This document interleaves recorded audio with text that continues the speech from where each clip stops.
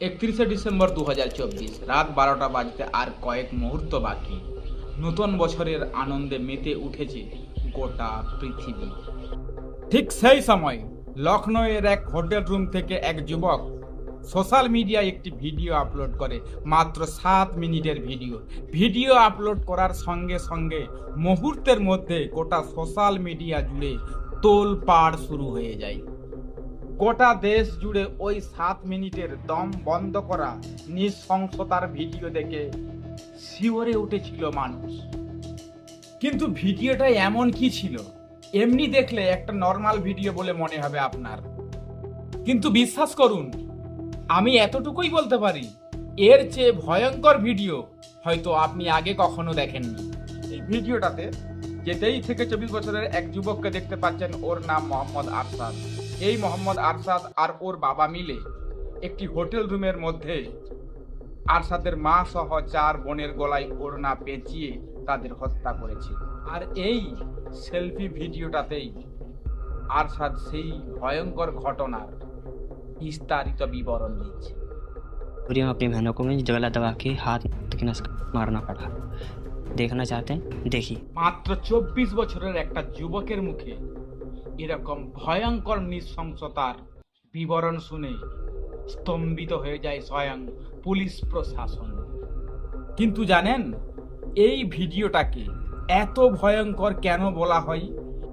কারণ ভিডিওর এক অংশে স্পষ্ট দেখা যায় আরশাদের বাবা তার সবচেয়ে ছোট্ট মেয়ে, যার বয়স ছিল মাত্র 9 বছর, গলায় ওড়না পেঁচিয়ে শক্ত করে ধরে বসে আছে। আর ঠিক সেই সময় আরশাদ নিজের সেলফি ভিডিও ক্যামেরায় ভিডিও শ্যুট করতে করতে কথা বলে যাচ্ছে। শুধু তাই নয়, ভিডিও শ্যুট করার পর নিজেই নিজের সোশ্যাল মিডিয়ায় ভিডিও আপলোড করে। ভাবতে পারেন কতটা শান্ত স্বাভাবিক হাসি মুখের আড়ালে কতটা ভয়ঙ্কর মানসিকতা লুকিয়ে আছে। আরও অবাক করা বিষয় হলো, পরের দিন যখন গোটা লখনৌয়ের পুলিশ তাকে খুঁজে বেড়াচ্ছিল, তখন ঠিক আরশাদ নিজেই রক্তমাখা জামা কাপড় পরে থানায় গিয়ে আত্মসমর্পণ করে। কিন্তু আসল প্রশ্ন হলো, কেন নিজের পরিবারের সব মহিলাদের এত নির্মমভাবে হত্যা করলো আরশাদ এবং তার বাবা? আর কেনই বা আগ্রা থেকে প্রায় 350 কিলোমিটার দূরে লখনৌ এর একটি হোটেলে পরিবারের সবাইকে নিয়ে গেল? সবচেয়ে বড় প্রশ্ন, এতটা নৃশংসভাবে খুন করার পর কেন আরশাদ সেই ঘটনার ভিডিও করল?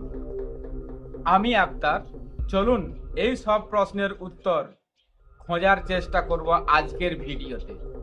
তবে ভিডিও শুরু করার আগে আপনাদের সবার কাছে একটি অনুরোধ, যাদের দুর্বল হৃদয় তারা দয়া করে ভিডিওটা এড়িয়ে যাবেন।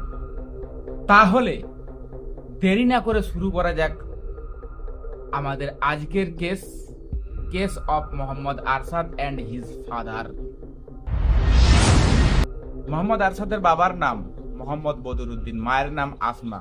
আরশাদের 4 বোন ছিল, আলসিয়া, রেহেমিন, আকসা, সবার ছোট বোন আলিয়া। উত্তরপ্রদেশের আগ্রায় একটি ছোট্ট এলাকায় থাকতো এই 7 জনের পরিবার। তবে আরশাদের ছোটবেলায় এক জায়গায় কাটেনি। সংসার চালানোর জন্য তার বাবা মোহাম্মদ বদরুদ্দিনকে বারবার শহর বদলাতে হয়েছে, কখনো পাঞ্জাব, কখনো দিল্লি, আবার কখনো আগ্রা।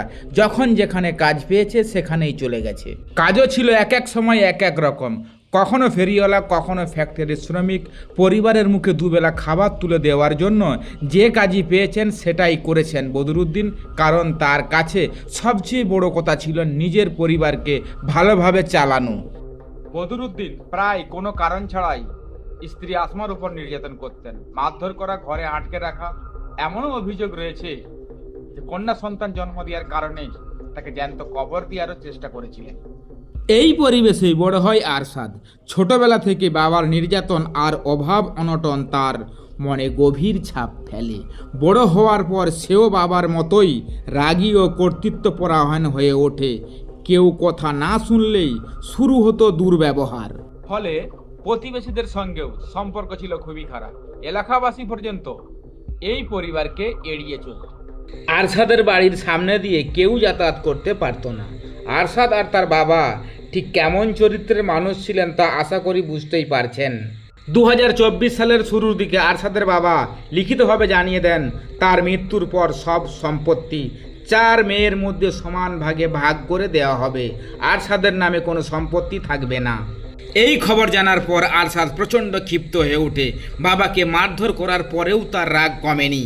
এক সময় বাবাকে ছাদে নিয়ে গিয়ে রেলিং থেকে উল্টো করে ঝুলিয়ে প্রাণনাশের হুমকি দিতে থাকে। প্রতিবেশীরা সময় মতো এগিয়ে না এলে সেই দিনই বড় দুর্ঘটনা ঘটতে পারত। পরিবার ভেবেছিল বিয়ে করলে হয়তো আরশাদ বদলে যাবে, তাই চাঁদনি নামে এক তরুণীর সঙ্গে তার বিয়ে দেওয়া হয়। কিন্তু তার ফল হয় ঠিক উল্টো। মাত্র 2 মাসের মধ্যেই নির্যাতনের শিকার হয়ে চাঁদনি ডিভোর্স নিয়ে নিজের বাড়িতে ফিরে যান। এরপর আরশাদ আরও বেপরোয়া হয়ে ওঠে। পুরো বাড়িটাই যেন একটা জেলখানাতে পরিণত হয়েছে। পরিবারের সবাই তাকে ভয় পেত, তার ভয়ে তার সামনে কেউ কথা বলতে পারতো না। বাড়িতে সামান্য কথা হলেই আরশাদ বাবার উপর চড়াও হতো, মারধর করতো। এভাবেই চলতে চলতে পরিবারটি ঋণের বোঝাই ডুবে যায়। পাওনাদাররা প্রায় বাড়িতে এসে টাকা চাইতো। টাকা না দিতে পারলে আরশাদের বাবাকে হুমকি দিয়ে যেত। 18 ডিসেম্বর 2024 এক পাওনাদারের সঙ্গে আরশাদ এবং তার বাবার তুমুল ঝামেলা হয়। সেই ঘটনার পরই গভীর রাতে পুরো পরিবার হঠাৎ বাড়ি ছেড়ে বেরিয়ে পড়ে। তারা এতটাই তাড়াহুড়ো করেছিল যে বাইরে শুকাতে দেওয়া জামা কাপড় পর্যন্ত তুলতে ভুলে গেছে। এখানেই বড় প্রশ্ন, তারা কি পাওনাদারদের ভয়ে পালিয়েছিল নাকি অন্য কোনো পরিকল্পনা ছিল? এরপর পরিবারটি আগ্রা থেকে আজমির, সেখান থেকে জয়পুরে যায়। কয়েকদিন জয়পুরে থাকার পর 29 ডিসেম্বর তারা লখনৌয়ের উদ্দেশ্যে রওনা দেয়। প্রথমে জয়পুরেই পরিবারের সবাইকে খুন করার পরিকল্পনা করা হয়েছিল। সবকিছু শুরু হয়েছিল একটা নিখুঁত পরিকল্পনা দিয়ে। পরিবারের কারো সন্দেহ যাতে না হয়, বাইরে থেকে আনা খাবারের সঙ্গে ঘুমের ঔষধ মিশিয়ে দিয়েছিল আরশাদ। কিন্তু পরিকল্পনায় থেকেই গিয়েছিল একটি মারাত্মক ভুল। ঔষধের ডোজ ছিল খুবই কম, তাই পরের দিন সকালে সবাইকে স্বাভাবিকভাবে ঘুম থেকে উঠতে দেখে প্রচণ্ড ক্ষুব্ধ হয়ে উঠে সে। তবুও আরশাদ থামেনি। মা এবং বোনদের কিছু বুঝতে না দিয়ে পুরো পরিবারকে নিয়ে রওনা দেয় লখনৌয়ের উদ্দেশ্যে। সেখানে পৌঁছাতে পৌঁছাতে গভীর রাত হয়ে যায়। কোনো হোটেল না পেয়ে বাস স্ট্যান্ডে রাত কাটাতে হয়। পরের দিন 30 ডিসেম্বর তারা সরঞ্জিত নামের একটি হোটেলে ওঠে। 7 জনের জন্য বুক করা হয় মাত্র একটি রুম। আরশাদের বাবা তার পরের 2 দিন সপরিবারে লখনৌয়ের সমস্ত ট্যুরিস্ট স্পটগুলো ঘুরে বেড়ায়। ঘুরতে ঘুরতে একসাথে ছবিও তুলে, খাওয়া দাওয়াও করে। সেই সময় ওদেরকে দেখলে কেউ আন্দাজ করতে পারতো না আগামী কয়েক ঘন্টার মধ্যে কি ভয়ঙ্কর অবস্থা হতে চলেছে ওদের। তারপরেই আসে সেই অভিশপ্ত রাত, 31 ডিসেম্বর 2024। ঘড়ির কাঁটায় তখন প্রায় 10টা বাজে। সবাই যেমন নিউ ইয়ার সেলিব্রেট করে, তেমনি তারাও নিউ ইয়ার সেলিব্রেট করার সিদ্ধান্ত নেয়। যেমন কথা তেমন কাজ। কথা মতো আরশাদ এবং তার বাবা বেরিয়ে যায় খাবার দাবার নিয়ে আসতে। বেরিয়ে যাওয়ার প্রায় 45 মিনিট পরে কয়েকটি খাবারের প্যাকেট আর 3টি মদের বোতল নিয়ে দুজনে একসঙ্গে আবার হোটেল রুমে ফিরে আসে। আরশাদের মা এবং 4 বোন এর আগে কোনোদিন মদ পান করেনি, তাই প্রথমে তারা আপত্তি করে, কিন্তু আরশাদ এক প্রকার জোর করেই তাদের রাজি করায়। এরপর সবাই মিলে শুরু হয় পার্টি। বেশ কিছুক্ষণ পার্টি চলার পর রাতের দিকে সবাই খাওয়া দাওয়া করে ঘুমিয়ে পড়ে। আর ঠিক সেই মুহূর্তটি অপেক্ষায় ছিল আরশাদ এবং তার বাবা বদরুদ্দিন। ঘড়িতে তখন রাত 2। আরশাদের মা এবং 4 বোন গভীর ঘুমে আচ্ছন্ন। তার উপর মদের নেশায় কারো হুঁশ নেই বললেই চলে। ঠিক তখনই বদরুদ্দিন প্রথমে তার স্ত্রী আসমার কাছে যায়। এরপর ওড়ি ওড়না দিয়ে গলায় পেঁচিয়ে ধরে, সঙ্গে সঙ্গে ছটফট করতে শুরু করেন। আর সেই সময় আরশাদ নেশাগ্রস্ত অবস্থায় মায়ের পা দুটো চেপে ধরে, আর আসমা কিছুক্ষণ বাদে মৃত্যুর কোলে ঢলে পড়ে। এদিকে 4 বোনেরও একই অবস্থা, তাই তারা গুণাক্ষরেও কিছু টের পায়নি। কিছুক্ষণ পরে আরশাদ এবং তার বাবা একে একে একটি সার্জিক্যাল ব্লেড দিয়ে প্রথমে আলিফা, তারপর রেহমিন এবং আকসার গলা এবং হাতের শিরা কেটে হত্যা করে। সব শেষে ছিল সবচেয়ে ছোট বোন মাত্র 9 বছরের আলিয়া, তাকেও হাতের শিরা কেটে হত্যা করার চেষ্টা করে আরশাদ, কিন্তু সে তা শেষ করতে পারেনি। ঠিক তখনই বদরুদ্দিন ছেলের হাত থেকে ব্লেডটা নিয়ে ছোট আলিয়ার ঘাড়ে আঘাত করে। মুহূর্তের মধ্যেই নিভে যায় তার শেষ প্রাণটুকুও। এইভাবে একে একে সবাইকে হত্যা করার পর আরশাদ নিজের মোবাইলের ক্যামেরা অন করে একটি ভিডিও রেকর্ড করে। যে ভিডিওর কথাটা একদম শুরুতেই বলেছি, সেই ভিডিওটা আপলোড করার পরই আরশাদ নিজের মোবাইল ফোনের সুইচ অফ করে দেয়। তারপরেই সে সেখান থেকে পালিয়ে যায় এবং তার বাবাও পালিয়ে যায়। তবে কিন্তু একসঙ্গে নয়, দুজন আলাদা আলাদাভাবে চলে যায়। এরই মধ্যে ভিডিওটা পৌঁছে যায় লখনৌ পুলিশের কাছে। পুলিশ চারিদিকে তন্ন তন্ন করে খুঁজতে শুরু করে। অনেক খোঁজাখুঁজির পরেও আরশাদকে পাওয়া যায়। পরের দিন অর্থাৎ 1 জানুয়ারি দুপুর প্রায় 1টার দিকে আরশাদ একেবারে স্বাভাবিকভাবে হেঁটে থানায় এসে হাজির হয়। ভেতরে ঢুকে সামনে বসে থাকা পুলিশ অফিসারকে বলে তার নাম মোহাম্মদ আরশাদ। এ লখনৌয়ের একটি হোটেল রুম থেকে নিজের মা এবং 4 বোনকে হত্যা করেছে। আরশাদের জামা কাপড়ে তখনও রক্তের দাগ লেগেছিল। সেটা দেখে পুলিশও কয়েক মুহূর্তের জন্য হতবাক হয়ে যায়। এরপরই তাকে গ্রেপ্তার করা হয় এবং শুরু হয় জিজ্ঞাসাবাদের সময় আরশাদ বারবার নিজের কথা বদলাতে থাকে। তবে শেষ পর্যন্ত পুলিশের জেরায় মুখে সে নিজের অপরাধ স্বীকার করে। কিন্তু তখনও পুলিশের সামনে দুটি বড় প্রশ্ন ছিল। প্রথমত, আরশাদের বাবা মোহাম্মদ বদরুদ্দিন কোথায়? আর দ্বিতীয়, এত ভয়ঙ্কর হত্যাকাণ্ডের আসল কারণ কি? এ বিষয়ে পুলিশ জানতে চাইলে আরশাদ জানায়, ঘটনার পর আর তার বাবার একসঙ্গে দুজনেরই আত্মহত্যার পরিকল্পনা।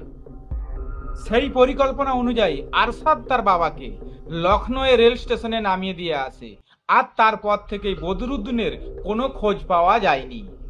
এরপর লখনৌ পুলিশ বিভিন্ন জায়গায় মোহাম্মদ বদরুদ্দিনের ছবি ছড়িয়ে দেয় এবং তাকে ধরিয়ে দিলে 25,000 টাকা পুরস্কার ঘোষণা করে।